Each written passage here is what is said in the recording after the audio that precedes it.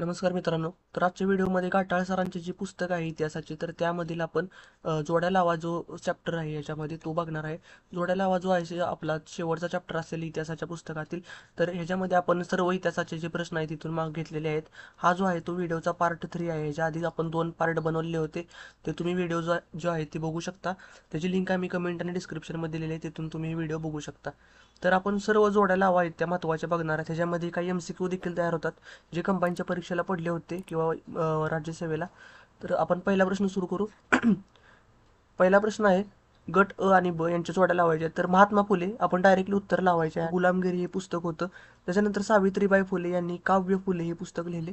त्यानंतर रा गो भांडारकर यांचे दक्षिण फेलो.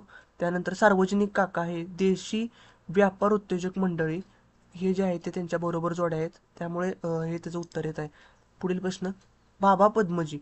बाबा पद्मजी यांच्यासाठी यमुना पर्यटन ही त्यांनी कादंबरी लिहिली होती. त्याच्यानंतर रा गो भांडारकर यांच्यासाठी दक्कनचा प्राचीन इतिहास हे त्यांनी लिहिलं होतं.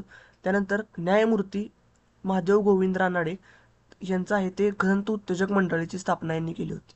त्यांना मराठी भाषेचे शिवाजी असे म्हटले जाते. त्यामुळे ह्याच्यावर ज्या व्यवस्थित जोड्या आहेत त्या तुम्ही एकदा बघून घ्या. आता आपण पहिला प्रश्न झालेला आहे. पहिला 2 प्रश्न झालेत आपले. आता तिसरा प्रश्न आपण बघू. समाजसुधारक आणि त्यांचे मूळ नाव यांच्याशी आपल्याला जोड्या लावायचं आहे. तर महात्मा फुले यांचं ज्योतिबा गोविंदराव फुले हे त्यांचं नाव होतं. त्यानंतर भाऊ महाजन हे गोविंद विठ्ठल कुंटे हे भाऊ महाजन यांचं नाव होतं. लोकहितवादी यांचं नाव होतं की गोपाळ हरी देशमुख. आणि सार्वजनिक काका म्हणजे गणेश वासुदेव जोशी. त्यामुळे ह्या जोड्या आहेत त्या बरोबर आहेत. पुढील प्रश्न, ह्या पण आपण जोड्या लावायच्या. विष्णू शास्त्री चिपळूणकर यांच्या संदर्भात शाला पत्रक हे होतं.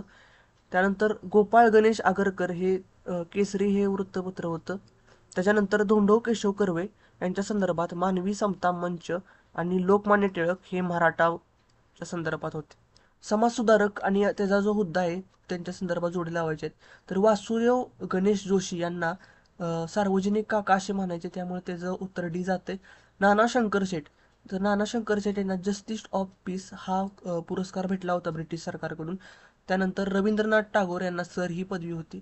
आणि पंडिता रमाबाई ह्या कैसर ए हिंद या किताबाने सन्मानित होत्या. तर 6 नंबरचा प्रश्न, समाजसुधारक आणि त्यांचे लेख आहेत त्यांच्या संदर्भात जोड्या लावायच्या आहेत.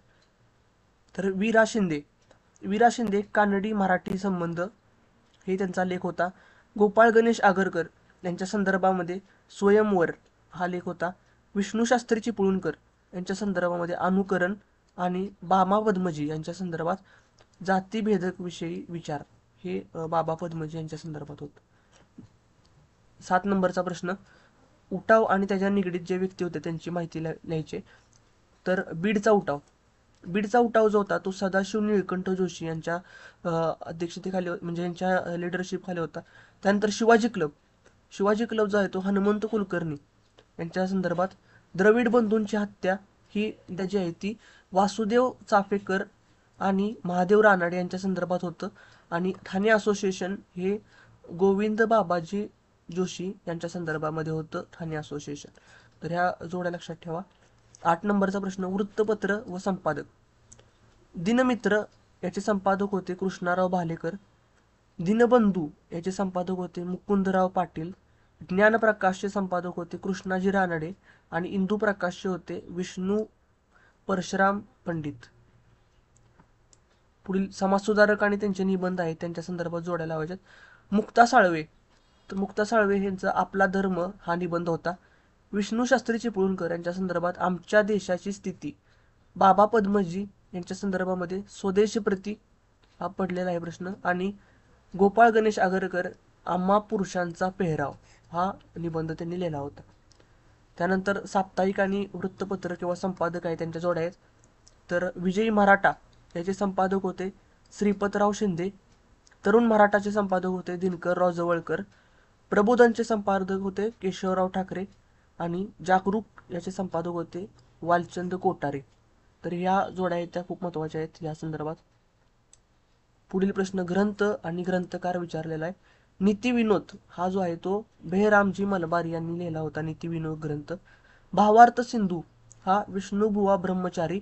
वैदिक हिंदू धर्म हा जो आहे तो बाबा पद्मजी यांनी लिहिला होता आणि ऐतिहासिक गोष्टी या लोकहितवादी यांच्या संदर्भामध्ये होत्या. पुढील पत्रे आणि संपादक यांच्या जोडी लावायचे.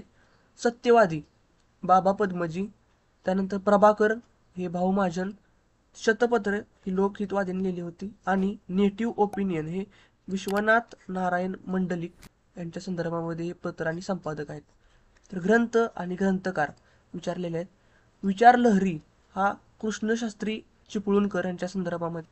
अखंडादी काव्यरचना हे महात्मा फुले यांच्या संदर्भात. ब्राह्मण कन्या विचार विवाह विचार हे विष्णुशास्त्री पंडित आणि लंकेचा इतिहास हे लोकहितवादी यांच्या संदर्भामध्ये.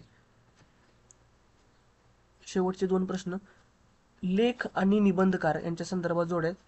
गोपाळ गणेश आगरकर हा मगाशी झाला होता. आमच्या पुरुषांचा पेहराव. लोकमान्य टिळक हे देशाचे दुर्दैव. बाबा पद्मजी यांनी जातीभेद विवेचन हा लिहिला होता निबंध आणि विष्णुशास्त्री चिपळूणकर हे इतिहास निबंध लिहिला होता. तर स्वातंत्र्य योद्धे आणि त्यांचे मूळ गाव जे आहे त्यांच्या संदर्भात जोडे. शिवराम हरी राजगुरू. शिवराम हरी राजगुरू जे होते ते खेडचे होते. त्यानंतर गिरीश कुमार मेहता हे नंदुरबारचे होते. बाबू गेनू हे जे होते ते म्हाळुंगे पडवळ जिल्हा पुणे या ठिकाणी. राजूताई कदम बिळाशी सातारा या ठिकाणी आणि अमळनेर जिल्हा जळगाव या ठिकाणी होते. तर सर्व जोड्या आहेत त्या आपण बघितलेल्या आहेत घाटाळ सरांच्या पुस्तकातील.